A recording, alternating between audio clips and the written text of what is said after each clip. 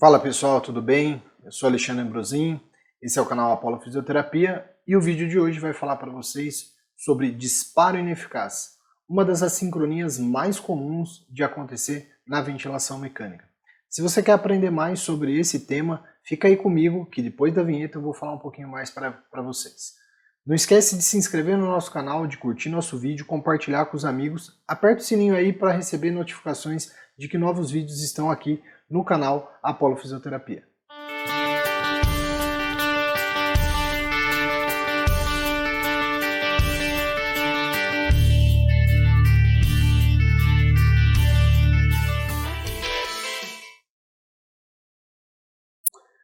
Bom pessoal, o tema de hoje é disparo ineficaz. Um tema bastante importante, já que acontece bastante nas unidades de terapia intensiva, acontece bastante, como eu falei para vocês anteriormente, nos pacientes que estão em ventilação mecânica.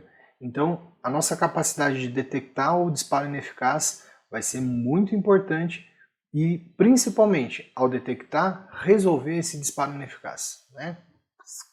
Entender qual é a causa do disparo ineficaz e tentar resolver esse problema que está acontecendo durante a ventilação mecânica. Nós vamos então mostrar aqui para vocês, né, relembrar, para quem não assistiu, eu fiz uma live falando de assincronia e apresentei já essa imagem para vocês, onde a gente sabe que a interação entre o paciente e o ventilador pode estar alterada dependendo de fatores relacionados ao próprio paciente, então relacionados à dor, demanda ventilatória desse paciente, enfim, outros fatores relacionados às demandas desse paciente, mas também a interação entre o paciente e o ventilador pode estar alterada, especialmente por uma alteração feita no próprio ventilador. Então, fatores relacionados à regulagem do próprio ventilador. E assim, então, nós temos que ficar atentos a essas questões, né? Atentos a questões relacionadas ao ventilador e relacionadas ao próprio paciente para tentar detectar, então, as assincronias. A assincronia nada mais é, né? A gente pode entender quando há um desequilíbrio entre a demanda do paciente e a oferta feita pelo próprio ventilador. Então, quando o meu paciente precisa de muito e o meu ventilador oferta pouco, eu vou ter esse desequilíbrio. Ou também, quando a demanda aumentou do paciente, naquele momento em que você regulou, ele estava acopladinho ao ventilador, mas por algum motivo esse paciente começou a acordar, ele começou a alterar o seu nível de consciência, enfim, alguma coisa tá, ou ele começou a ter dor, e aí então eu gerei esse desequilíbrio que a gente está vendo aí na imagem, né? O que é muito preocupante das assincronias é que elas podem estar presentes em até 80% dos ciclos ventilatórios. Ela varia muito de acordo, obviamente, com o critério que eu estou determinando para dizer que há ou não há uma assincronia. Ela varia muito também dependendo do quanto o observador fica ao lado do ventilador para detectar a sincronia. E aqui eu abro um parênteses e dou uma dica para vocês. Vocês devem constantemente buscar as assincronias. Nós devemos o tempo todo estar do lado do leito do paciente e tentando detectar a sincronia. Nós precisamos entender que a terapia intensiva deve ser algo realmente intensivo. Então eu atendi meu paciente, fiz lá um protocolo de atendimento, depois fiz a minha evolução, volto ao leito do paciente, olho para o paciente, vejo se está acontecendo alguma coisa diferente ali. E por isso que tem essa grande variação. E quando a gente olha para esse número de 80%, imaginem que se o meu paciente respira 10 vezes, ele tem 8 assincronias. Se ele respira 20, ele tem 16 assincronias. Vejam? Então, são muitos ciclos ventilatórios que podem levar a um déficit, inclusive, né, prolongar a ventilação mecânica, que a gente sabe que são complicações das assincronias, levar a fraqueza muscular ou mesmo lesão muscular desses pacientes que estão assincrônicos. Né? Como a gente está vendo aí embaixo, a gente acaba por prolongar a ventilação mecânica, né, e, consequentemente, prolongar o tempo de internação desses pacientes na UTI. O que para nós do ponto de vista do custo da internação desse paciente é ruim, mas especialmente para o próprio paciente, o quanto ele vai ficar debilitado com esse período que ele vai ficar dentro da UTI. Para relembrar também, nós sabemos que as assincronias podem acontecer em todas as fases do ciclo ventilatório, então esse gráfico é um gráfico clássico, então a inspiração, a ciclagem, a expiração e o disparo. O disparo, então, ele é foco, né? A gente estuda as assincronias nessas 4 fases. E hoje eu vou falar para vocês de uma sincronia que acontece na fase 4, que é a fase de disparo. Então, quando a gente estuda o disparo, a gente pode entender o seguinte, né? Eu gostaria que vocês tivessem bastante atenção aqui, ó, nessa fase, nessa área 1 aqui que a gente tá vendo nesse artigo, ó. Toda vez que o meu paciente faz um determinado esforço, ou seja, né, ele gera uma alteração de pressão aqui nesse gráfico. Esse gráfico é um gráfico pressão-tempo. O ventilador ele vai demorar um tempo para responder a esse esforço que o paciente fez. Então a gente pode, quanto mais delay tiver, né, quanto mais alteração tiver em relação ao tempo que o paciente começou o esforço em relação ao tempo que o ventilador vai responder, maior é a chance da gente ter o desenvolvimento de uma assincronia chamada de assincronia no disparo. Então aqui a gente vê, né?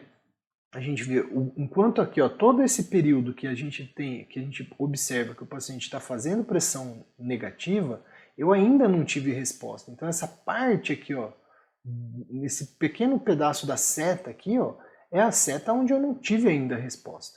Então o ventilador, esse milésimo de segundo aí, o ventilador ainda não conseguiu detectar esse esforço. Quando a gente já vê que a pressão está sendo retomada, obviamente, né, o que completa esse tempo aqui, ó, a gente percebe então que daí sim a gente tem um efeito, né, a pressão já sendo ofertada pelo ventilador, né? Então a válvula inspiratória já foi aberta, que é o que esperamos, né, quando o paciente tenta fazer um disparo. Então, a gente vê na linha de baixo aqui, ó, o paciente faz esforço, ó, enquanto ele ainda está fazendo esforço, o esforço dele só vai diminuir quando a pressão começa então a ser ofertada, né?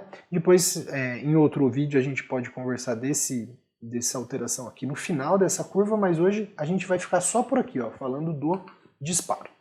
Então hoje a gente vai falar do disparo ineficaz ou do esforço perdido, e aqui, ó, eu mostro para vocês, né, esse gráfico é de um artigo, a gente mostra para vocês o seguinte, ó, que, observem, então quando eu tenho lá um gráfico aqui de fluxo, aqui de pressão, e a gente tem aqui a representação do esforço muscular do paciente. Percebam que o paciente aqui, ó, ele fez o esforço e recebeu uma frequência, né? Ele conseguiu, portanto, disparar o ventilador. Depois ele fez o mesmo esforço, mas ele não conseguiu fazer o disparo. Portanto, isso daqui é um chamado disparo ineficaz. Esquecendo essa linha mais roxa aqui, né, de baixo, né, e olhando para as outras duas linhas, então essa linha roxa é a linha de força muscular, nem sempre a gente tem essa linha aqui nos gráficos, a gente não tem uma linha de pressão esofágica ou nenhuma pressão auxiliar, mas a gente tem sempre os gráficos de fluxo e de pressão, fluxo, pressão e volume. Então aqui a gente pode observar o que eu vou ter então no disparo ineficaz no gráfico de pressão, uma depressão aqui da curva do PIP, né, do nível de pressão expiratória final, e eu vou ter aqui ó, no fluxo, ó, o paciente terminou de expirar e eu tenho uma oscilação desse fluxo aqui. Então qualquer oscilação na curva expiratória de pacientes que estão em ventilação mecânica, né, nessa curva exalatória aqui, ó, pode indicar um esforço ineficaz. E aqui, né, continuando nessa simulação, a gente vê que o paciente disparou, conseguiu novamente disparar, porém aqui ó, ele volta a ter um disparo ineficaz. Então nesse ponto está marcado aí. Né? Aqui ó, um outro exemplo, né, o que a gente vai estar observando, né, a respeito disso. Ó. A gente observa que aqui, pelo que a gente está percebendo, existe um tempo inspiratório muito maior do que aquilo que o paciente está querendo fazer. Isso se mostra tanto aqui ó, na curva de fluxo, como na curva de pressão é menos visível, mas na curva de fluxo, né? Onde deveria deprimir, ele aqui ó, ele já está querendo expirar. Depois a gente então observa mais uma vez ó, um esforço ineficaz, daí a gente vai vendo de novo, ó, o esforço está diferente daquilo que o paciente está querendo fazer, né? O esforço está menor do que o tempo que a gente está ofertando e, mais uma vez, outro esforço ineficaz. Aqui também um gráfico de um artigo onde a gente observa, né, aquilo que a gente falou lá para trás, né, o esforço ineficaz ele está presente aqui, ó, nas alterações da curva de fluxo. Olha aqui, ó, todos esses pontos são pontos de alteração, onde eu tenho uma alteração na curva de fluxo e um pouco na curva de pressão, aqui ó, as alterações de curva de pressão, mostrando, portanto, né, o esforço ineficaz. Mais uma vez, aqui dependendo então, né, do tipo de modalidade que eu estou fazendo, mas o esforço ineficaz está presente de novo. E aqui eu vou dar algumas dicas então para vocês de como que a gente deve tratar esse esforço ineficaz, né? Então vou tirar minha cara rapidamente aqui e vamos lá. Olha lá. O esforço perdido ou o esforço ineficaz, as causas elas podem ser as seguintes. As causas podem ser um ajuste inadequado da sensibilidade. Então, a gente adequar a sensibilidade a ponto dela não ficar difícil do paciente disparar, mas também não ficar gerando o autodisparo, né? Então, a sensibilidade deve ser regulada com cuidado. A fraqueza muscular respiratória, ela também pode ser um quadro, então avaliar a PI/PE é extremamente importante.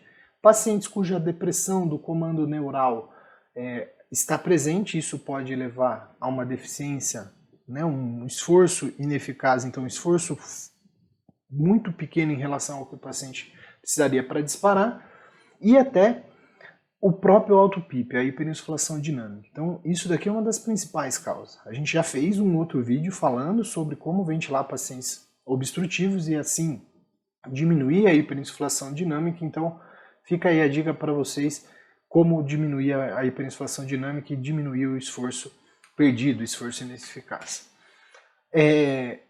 A gente tem como então corrigir, né, a gente deixar a sensibilidade o mais sensível possível sem gerar o autodisparo, como eu falei anteriormente, modificar o tipo de disparo de pressão para fluxo, porque fluxo é mais tranquilo da gente conseguir fazer o disparo, e também a gente pode tentar combater o PIP, o auto-PIP, utilizando o PIP extrínseco. Então, se eu medir lá o auto-PIP e utilizar em torno de 70% a 85% do auto-PIP de PIP extrínseco, eu consigo diminuir essas assincronias.